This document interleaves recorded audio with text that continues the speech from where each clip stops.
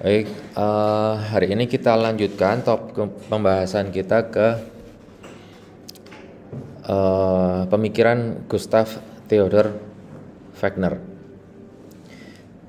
Sebelum kita membahas Gustav Theodor Wagner, kita coba kembali lagi review sebelum Wagner ini bagaimana sih estetika itu. Sebelum Wagner kemarin apa? Siapa? Immanuel Kant. Kant itu kita kenal pemikirannya apa? Ada yang masih ingat? Estetikanya Kant itu bagaimana?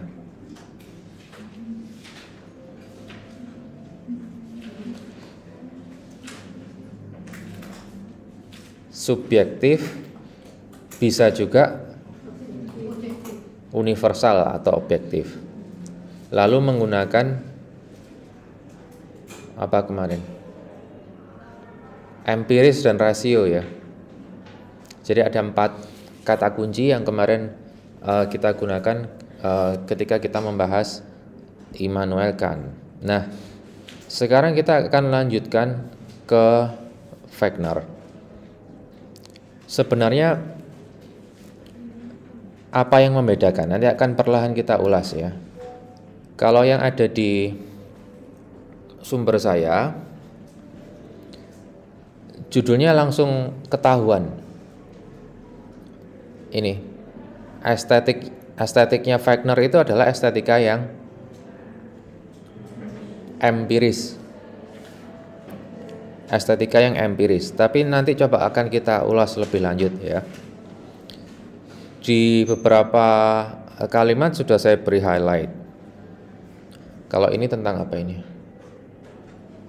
Ini prinsip-prinsip estetika. Tadi sudah dijelaskan kelompok 6 kalau nggak salah ya, asosiasi tadi. Prinsip-prinsip asosiasi. Ini dipakai nggak kelompok 6? Dipakai sumber ini.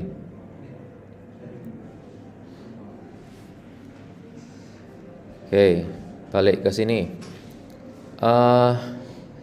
Empirical estetik itu secara historis memang ditemukan oleh Wagner dan kemudian diulas lagi oleh Berlin ini di tahun 1970. Kenapa hampir 100 tahun kemudian? Ya memang butuh waktu ya. Butuh waktu juga.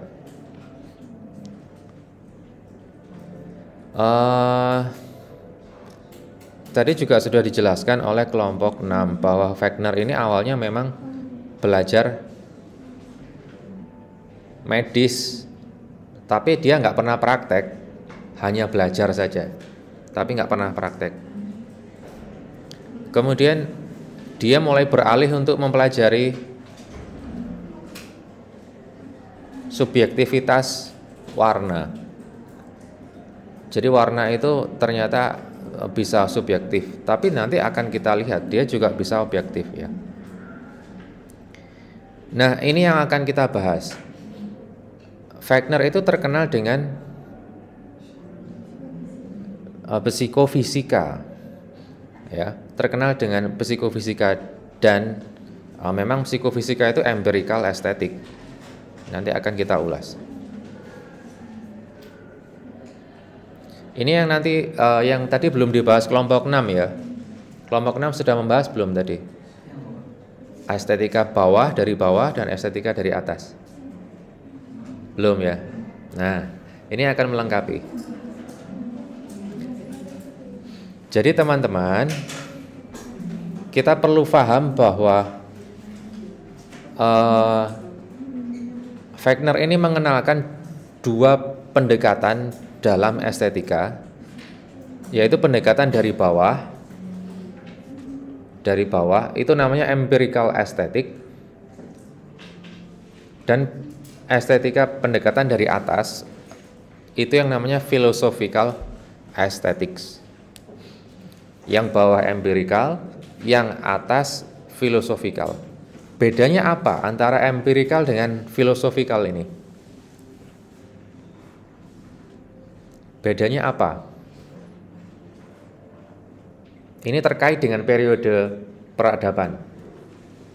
Filosofikal itu diwakili oleh orang-orang pinter periode klasik itu loh. Sementara empirikal ini muncul setelah periode apa? Empirikal muncul setelah periode apa? Di periode apa? Hah? Pencerahan. Jadi filosofikal itu dikenalkan oleh filsuf klasik. Tidak terukur, tidak empiris, tapi biasanya dogmatis dan a priori. Misalkan filsuf bilang apel merah utuh itu pasti estetis, pasti indah. Yang lain manut. Tapi ketika empirical aesthetics coba diukur, diteliti. Ya, ingat saya selalu ambil contoh apel codot. Apel utuh dan apel codot, dua apel itu. Apel utuh secara filosofis, secara dogmatis, secara a priori indah.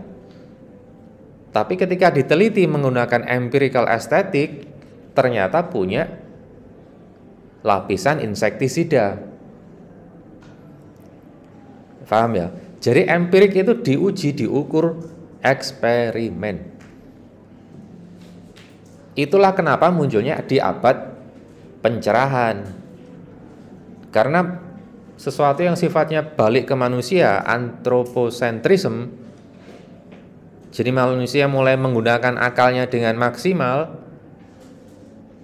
itu yang dulu-dulunya dianggap dogmatis, a priori filosofis, itu diukur, diuji.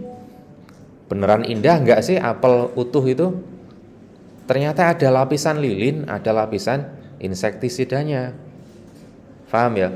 Dua pendekatan dalam proses berpikir.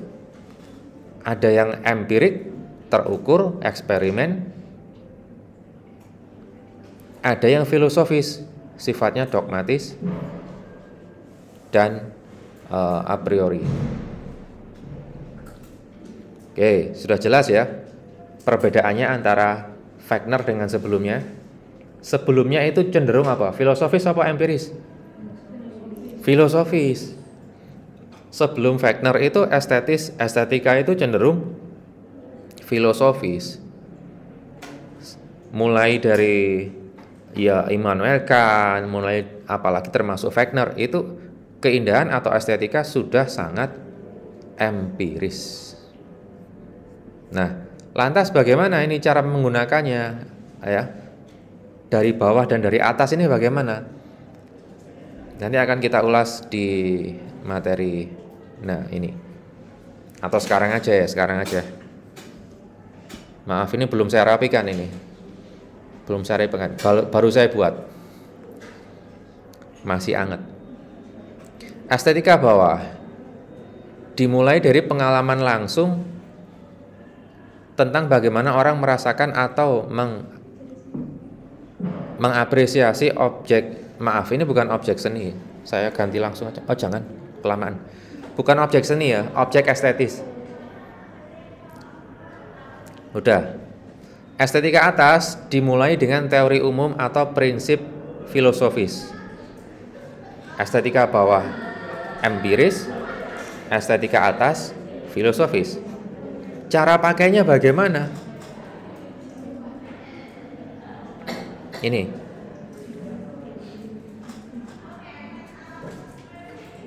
Jadi dengan memulai dari estetika bawah,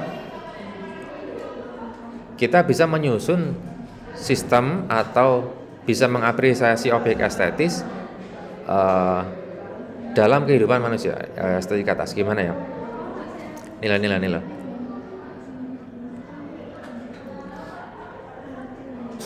Nah, estetika bawah empirikal bisa menjadi dasar yang membentuk estetika atas. Empiris bisa membentuk filosofis. Ya, di mana data dan temuan empiris dapat menyempurnakan teori dan prinsip estetika yang lebih abstrak dan filosofis. Bisa nggak Pak dibalik? Yang filosofis bisa membentuk empiris. Menurut kalian bagaimana? Yang filosofis bisa membentuk empiris. Bisa nggak?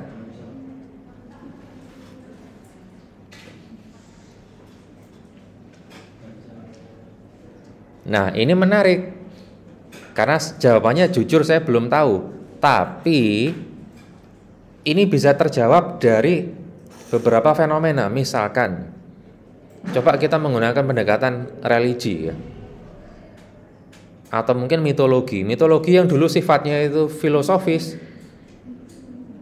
ternyata bukti empirisnya ada loh.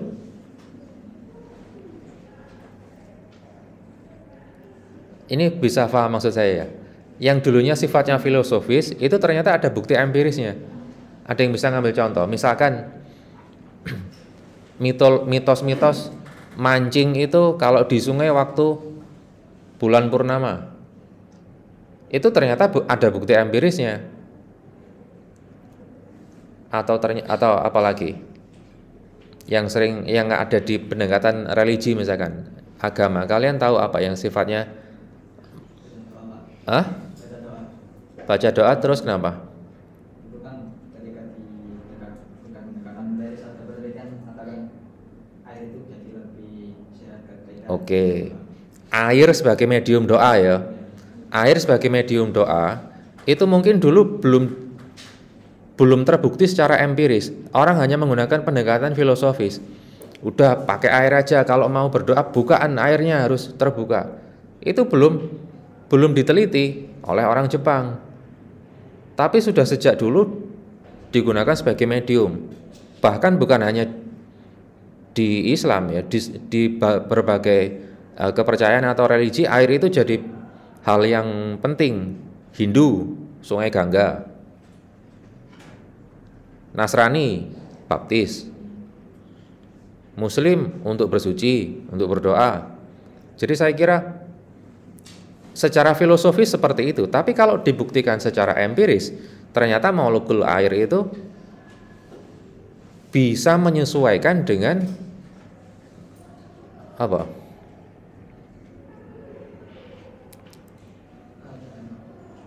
Bisa menyesuaikan dengan intervensi yang dilakukan oleh manusia. Misalkan intervensinya disebutkan kalimat-kalimat thayyibah. Ya molekulnya jadi molekul baik. Tapi kalau kamu pisui air itu, Pak, misuh kan tanda keakraban, Pak. Ya panggilan orang tuamu. Pak, misuh kan tanda keakraban. Kamu akrab dengan Tuhanmu enggak? Simple, ya udah kita nggak usah bahas misuh. Kita bahas molekul air ya, yang bisa menyesuaikan. Jadi ketika diteliti secara empiris, ternyata memang terbukti. Jadi menurut saya, kalau dasarnya tadi estetika bawah ke atas, empiris dulu baru ke filosofis, kalau menurut saya bisa juga dibalik. Filosofis dulu baru empiris. Tapi apakah selalu seperti itu? Ya enggak, ya itu kondisional juga. Enggak semuanya seperti itu. Enggak semuanya pendekatan itu bisa dilakukan terbukti secara empiris, enggak. Contoh yang sering saya sebutkan, apa? Tuhan itu tidak terbukti secara empiris. Tapi apa kemudian kita enggak percaya kan gitu? Kita masih punya pendekatan filosofis untuk memahami konsep ketuhanan. Gitu ya. Jadi dua hal ini tolong diingat-ingat. Pendekatan filosofis dan empiris. Itu yang dikenalkan Wagner dari estetika empiris bawah, estetika filosofis atas. Oke, udah. Sekarang kita ke sini. Karakteristik factor. Kita akan membahas psikofisika. Psikofisika itu gabungan dari apa?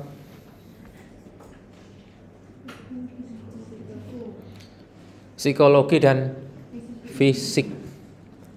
Sekarang yang dimaksud psikologi itu apa? Saya kuliah Pak, kuliah di Fakultas Psikologi. Yang dipelajari apa? Psikologi itu belajar apa toh? Yo, semuanya langsung ke sini. Ke dada, tangannya ke dada. Kamu belajar apa? Kuliah di mana? Psikologi. Ngelus dodo toh. Psikologi itu belajar apa? Mental, apalagi? Pikiran, perasaan. Ya wis itulah ya. Kamu pernah tes anu enggak sih? Tes kepribadian enggak? Hah? Apa kepribadian mau apa? Masih inget enggak? Kan ada macam-macam tuh, 16 atau berapa gitu loh. NF apa itu? Iya. NFP apa gitu loh, lupa saya. Atau ada yang dibagi 4 itu apa sanguin terus apa introvert apa gitu loh. Yang intinya kamu kalau punya tim jangan isinya orang sanguin semua. Nanti orang sanguin itu yang ekstrovert itu loh. Itu kalau satu tim 4 orang isinya orang sanguin semua, itu nggak bakal jalan. Karena nggak ada yang mikir. Jadi kamu perlu orang yang berpikir. Kalau orang sanguin, kalau kumpul ya gitu. Ya memang seru, tapi nggak jalan-jalan timmu. Cuma seru-seruan aja. Kamu perlu orang yang ya mungkin introvert ya, yang bisa berpikir, punya visi. Baik, psikologi belajar soal psikisnya manusia dan fisika. Fisika itu apa? Jelek Pak nilai saya Pak, SMA jelek. Jadi saya nggak mau belajar fisika. Apa fisika? Kamu tak kasih tahu ya. Kenapa kita itu sulit belajar? Karena yang kita pelajari itu kadang jauh dari kehidupan sehari-hari.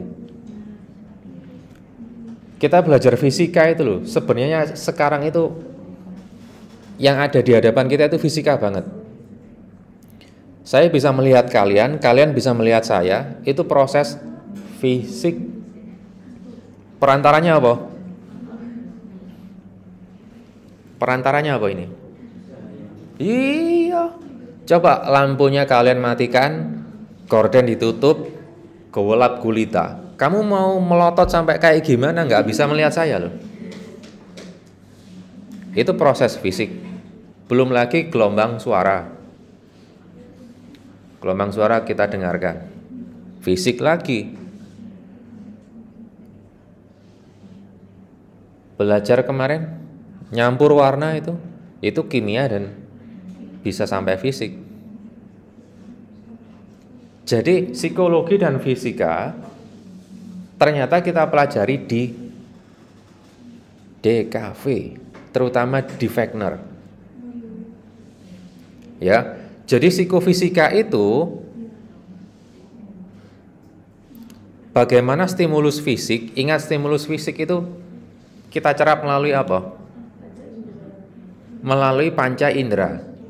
Stimulus fisik kita cerap melalui panca indera. Penglihatan, pendengaran, penciuman, perasa, peraba. Itu stimulus fisik yang kita cerap. Lah, psikofisika itu apa? Stimulus fisik mempengaruhi persepsi manusia. Persepsi itu apa? Hah? Pandangan. sudut pandang. Persepsi itu apa?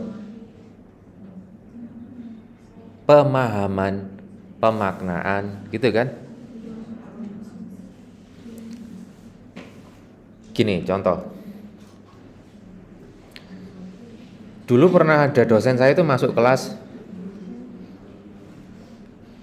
ngeluarin sesuatu dari kantong celana, tiba-tiba dilempar gitu. Isinya apa ternyata? Uang koin. Dilempar ke kelas, tiba-tiba gimana sekelas itu? Kaget ya. Nah, itu fisik enggak itu? Setelah itu kamu kaget ya? Psikismu kena ya? Nah, itulah contoh bagaimana fisik mempengaruhi persepsi manusia. Stimulus fisik mempengaruhi persepsi manusia. Ada yang kaget, ada yang marah. Setelah itu diminta ngapain? Gambar ilustrasi. Jadi itu mata kuliah ilustrasi. Gambarkan suasana hatimu masing-masing. Ada yang gambar uang koin beterbangan, kaget. Ada yang marah dan seterusnya. Contoh lagi. Ini apa ini? Hand sanitizer. Fisik ya. Dari fisik ke persepsimu. Ngawur itu, orang yang di depan itu ngawur itu. Bikin kaget. Nah, itulah psikologi dan fisika. Sekarang contohnya konkret kalau di DKV banyak banget. Nanti akan kita ulas. Sekarang kita ke psikofisika dulu. Wagner ini tidak melihat estetika sebagai hanya, bukan seni, indah ya. Estetika sebagai keindahan atau filosofi, tapi juga sebagai ilmu yang dapat diuji. Karena apa? Sebelumnya keindahan itu lebih terkait dengan filsafat dan selera atau taste. Nah, berikutnya Wagner akan dominan dengan ini, pengukuran dan kuantifikasi. Tadi ada yang tanya, ada yang sebutkan kuantitas. Nah, ini kata kunci juga. Ya. Diukur, measure dan quantity. Wagner berusaha untuk mengukur. Ini yang tadi belum banyak diulas di kelompok 6. Kata kunci ini, mengukur. Ya kan? Kata kuncinya sebenarnya itu, Wagner itu. Keindahan itu bisa diukur. Keindahan bisa diukur. Aduh, ngapain kok ada ukur-ukuran lagi?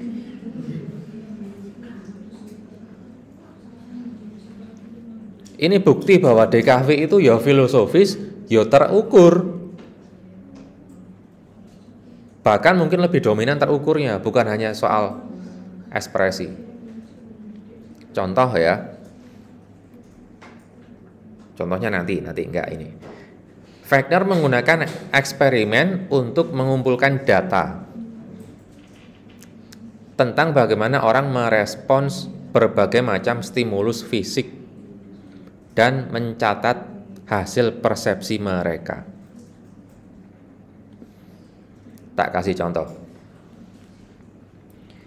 Sebenarnya setiap mata kuliah DKV ya, kalau itu bisa kita pahami secara kehidupan sehari-hari itu akan enak. Contoh psikofisika Wagner di DKV. Kelas DKV kelas 18 ini mau saya eksperimen. Minggu pertama cat ruangannya saya cat kuning. Terus saya ambil data. Kelas D kira-kira bagaimana dengan warna kuning ini? Lebih nyaman? Enggak nyaman? Kerasan? Gelisah? fokus, nggak fokus, atau dan yang lain. Saya kirim Google Form. Dulu belum ada Google Form, jadi jangan bayangkan ngirim link, ngirim QR, enggak. Dicatat. Kelas D ternyata gimana dengan kelas yang warna kuning? Ternyata lebih banyak ramenya. Rame terus gitu. Kelas yang lain, oh jangan, kelas tetap kelas D aja. Kelas D minggu kedua masuk ruang 18, ruangannya sudah nggak kuning, merah.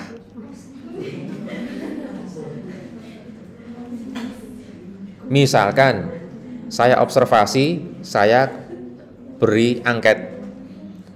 Ketika saya observasi, kelas D ini bawaannya kayak marah-marah terus gitu, emosi gitu. Terus saya berikan angket juga. Minggu ketiga masuk ruang 18, chatnya jadi hijau. Loh, beda, kelas D jadi anteng gitu. Dari awal sampai akhir anteng gitu. Jadi lebih fokus, jawabnya teratur, banyak yang diskusi. Itu data terukur semua enggak itu? Kira-kira terukur kan? Saya punya angket berapa orang sih? Dari 30 misalkan. Dari 30 ini yang senang dengan warna kuning, ternyata hanya 3 orang. Terus saya lihat warna merah yang suka berapa orang? Oh malah lebih sedikit, cuma 1. Warna hijau untuk ruangan yang suka berapa orang? 25. Artinya apa? Warna yang paling disukai oleh kelompok D adalah warna hijau. Artinya secara objektif, secara universal, warna yang disukai oleh kelompok D adalah warna hijau. Itulah pendekatan estetika bawah, empirik, yang kemudian bisa menyusun estetika atas atau filosofikal.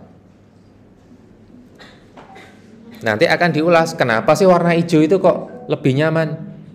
Ternyata gelombang warnanya berapa gitu. Ini ada kaitannya dengan warna traffic light itu loh teman-teman. Menurutmu kenapa sih merah, kuning, hijau itu? Apakah itu ngawur? Itu empirik banget itu. Saya tidak tahu itu diulas di mata kuliah apa atau nggak ada. Jadi masalah warna itu saya kira teman-teman bisa mendekati tidak hanya dari sisi filosofis, tapi juga empiris. Nah, Fener menggunakan metode kuantitatif, numerik, untuk mengeksplorasi bagaimana stimulus fisik itu mempengaruhi persepsi manusia. Stimulus fisik apa tadi? Lah ingat kelasmu tadi sudah saya ganti cat kuning, merah, hijau. Itu adalah stimulus fisik.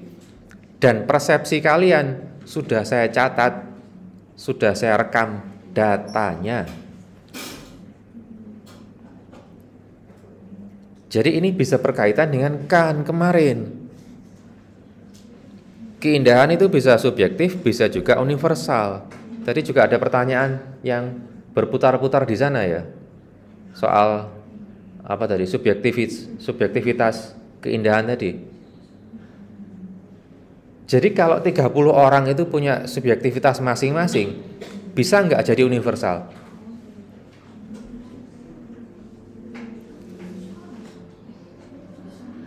Ya bisa, lah tadi itu kan saya hitung kan. Dari 30 orang yang suka dengan kuning berapa orang? Ayo.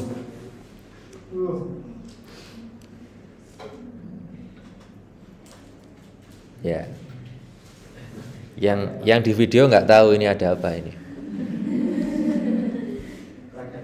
Praktek itu psikofisik. Ah, psikofisika itu. Ada kopi tumpah. Ya, lanjut. Jadi subjektivitas selera, subjektivitas kita mengapresiasi objek estetis itu bisa jadi universal. Ya, bisa jadi universal. Oke. Kemudian kita, apa hubungannya psikologi dengan estetika itu? Tadi sudah kita ulas ya. Emosi, pengalaman subjektivitas, kreativitas manusia, itu saling berhubungan.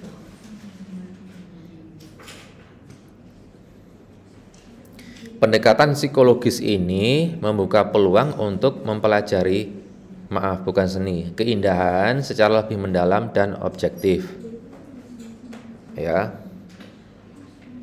Jadi ada hubungannya antara psikologi dengan estetika. Oke, udah. Nah, ini loh saya ambil contoh. Ini contoh menarik sekali, teman-teman. Dulu waktu kuliah saya pernah menggunakan alat ini. Namanya eye tracking detector. Dulu alatnya masih sebesar ini. Sekarang sudah seperti kacamata biasa.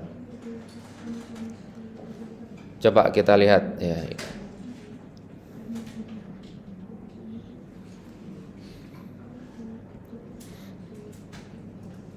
Nah, prinsip kerjanya adalah seperti ini.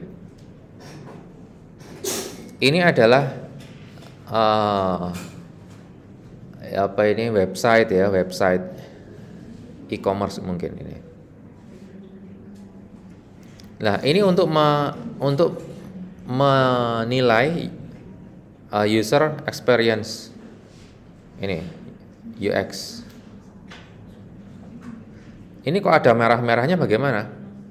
Caranya baca gimana? Ternyata eye detector, eye tracking itu semakin lama kita ada di sudut tertentu, merahnya akan semakin besar. Artinya apa? Yang lama kita perhatikan itu berarti yang apa? Yang merah yang semakin besar itu kalau kita perhatikan artinya kita apa itu? Lebih fokus, lebih tertarik.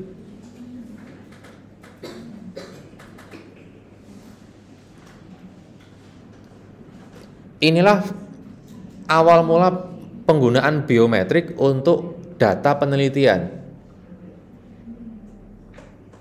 Karena apa?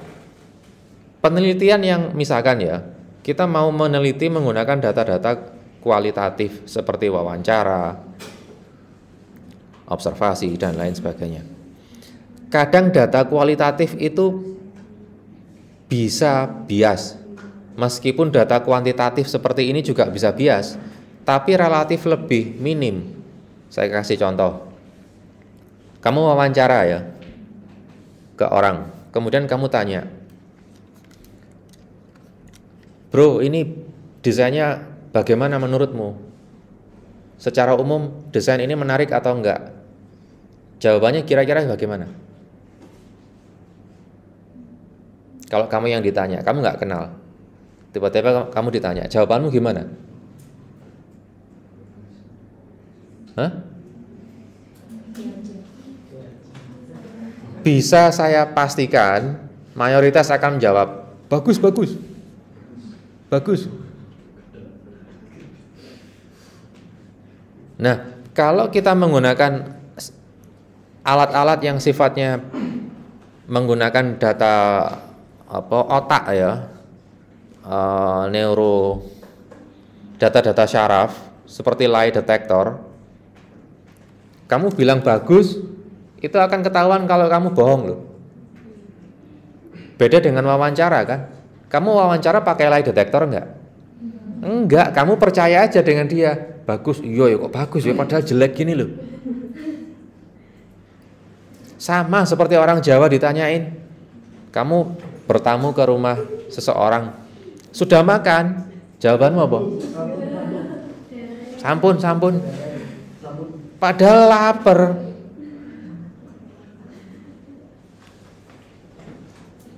Nah, kalau kamu pakai data lie detector menghitung syaraf, kamu bisa bohong nggak? Sudah makan? Sampun, bohong langsung, warnanya keluar merah gitu. Nggak bisa. Ya, tapi memang ada kekurangannya masing-masing. Yang sifatnya empirik seperti ini maupun yang kualitatif filosofikal seperti itu, kelemahannya ada masing-masing, juga kelebihannya ada masing-masing. Kalau yang kita lihat seperti saat ini empirik atau filosofik? Apa? Hah? Ya empirik banget dong ini. Masa ini filosofis? Wong ini terbukti, sudah terbukti, terukur melalui stimulus fisik, terutama penglihatan kok. Nah ini loh.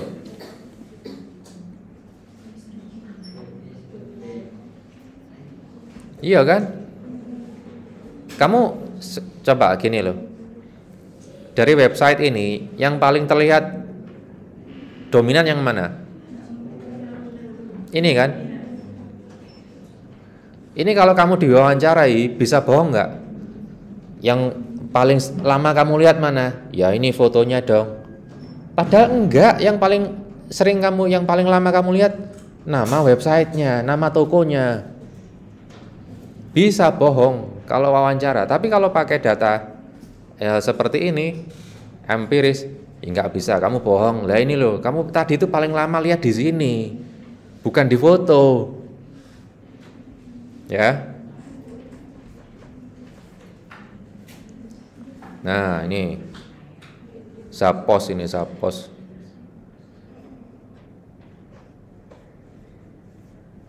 Heat map of one participant, satu orang. Heat map of 13 participants, 13 orang akhirnya ketahuan. Kalau satu orang jadinya subjektif. Satu orang ini dominan lihat di mana?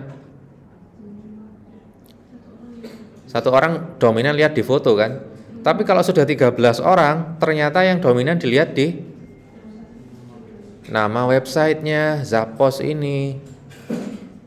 Nah, ini jadi objektif, jadi universal. Ya, sekarang focus map. Focus map of one participant. Ya, di inilah 3 hal ini. Nah, ini arah alur apa yang paling dominan di sini. Kemudian semakin besar lingkaran semakin lama, semakin.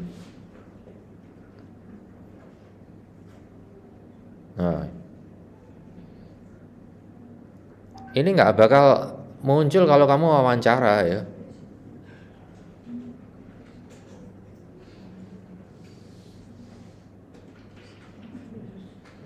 Scan path of 13 participants.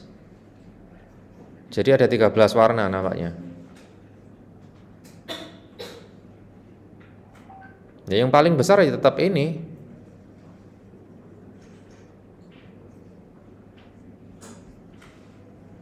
Nah, terukur nggak gini ini? Terukur kuantitatif. Oke. Gitu ya.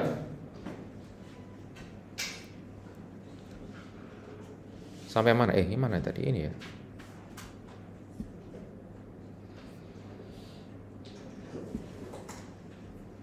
Tuh, kok tambah kecil?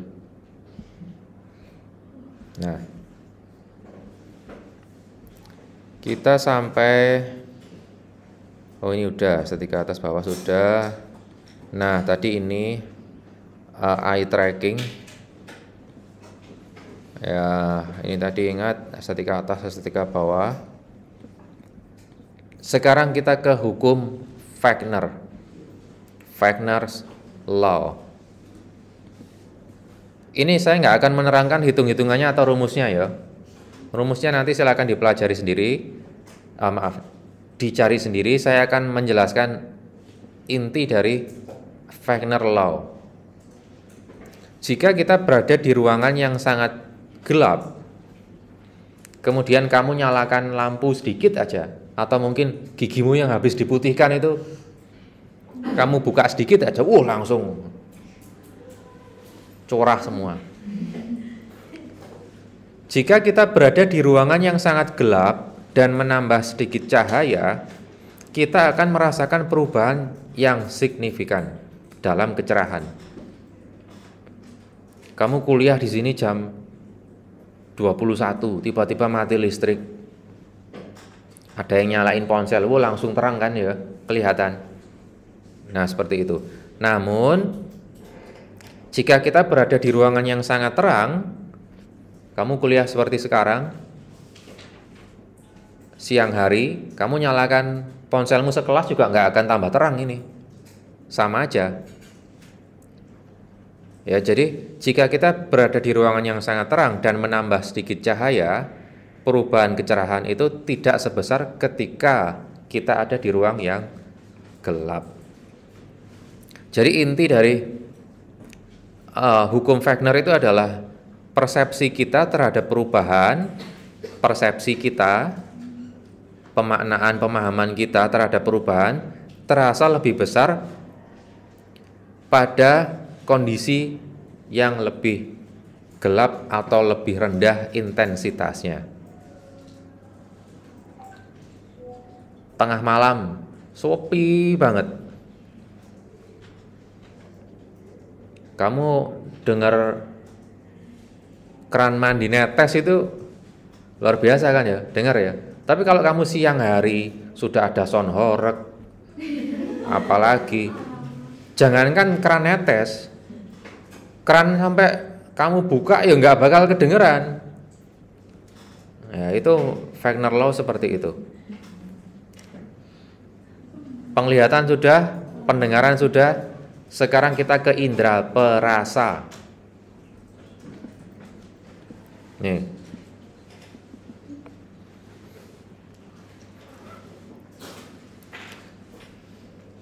Ini hubungannya dengan hipertensi ya. Ludruk.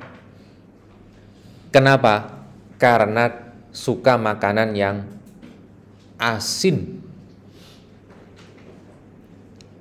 Jadi yang namanya orang diet itu bukan hanya ngurangi pola makan, mengatur pola makan, manis, asin dikurangi. Tapi kita sebagai orang Indonesia itu sudah kebiasaan makan makanan yang bumbunya sedap, kuat banget.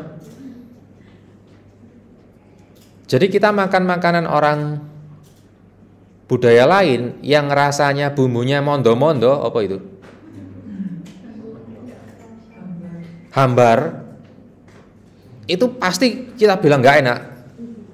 Tapi kita makan, jangankan daging ya, kita makan terong bumbunya diwokei nggak karu-karuan, wah luar biasa itu. Bayangkan dengan kamu makan wagyu yang cuma dikasih garam sedikit itu, waduh, gak cocok. Bener apa enggak? Jadi ini hubungannya dengan Wagner Law tadi. Kebiasaan kita terhadap, tadi penglihatan udah tak kasih contoh ya, pendengaran udah, sound horeg. Sekarang ke perasa. Kamu kebiasaan makan yang bumbunya kuat banget, itu makan yang nggak ada bumbunya jadi nggak enak. Sebaliknya, kamu kebiasaan makan yang bumbunya sedikit, kemudian makan yang bumbunya banyak banget, wah, ya kayak orang yang sering kita lihat itu, orang bule makan makanan Indonesia, waduh, langsung.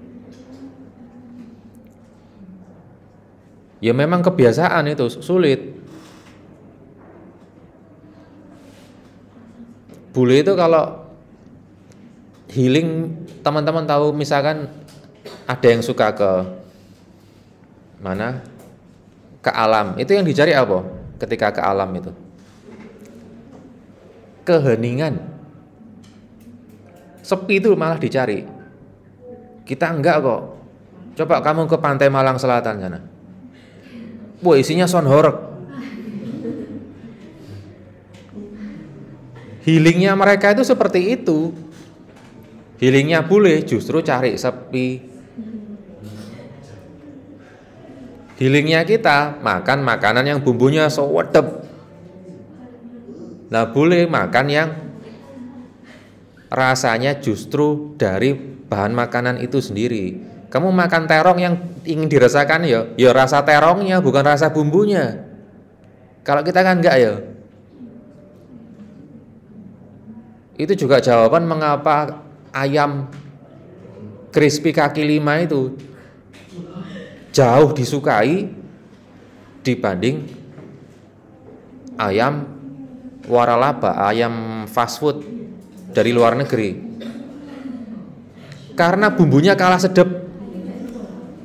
Itu analisis saya. Selain harganya yang murah, tapi bumbunya jauh lebih sedap. Saya nggak tahu campurannya apa aja itu. Mungkin micin banyak. Kamu tahu beberapa, ya nggak usah dibahas lah merek gitu. Ya udahlah. Saya kira seperti itu teman-teman untuk Wagner ya, dan bagaimana hubungannya dengan Immanuel Kant, dan bagaimana Wagner ini nanti akan mempengaruhi cara kita mengukur keindahan. Jadi keindahan itu bisa diukur, tidak lagi menggunakan pendekatan filosofis yang sifatnya dogmatis a priori seperti itu, tapi bisa diukur secara empirik. Ada yang mau disampaikan sebelum saya akhiri? Yang di video dulu mungkin saya akhiri ini ya. Saya kira sudah selesai materinya. Nanti bisa kita sambung. Terima kasih sudah menyimak.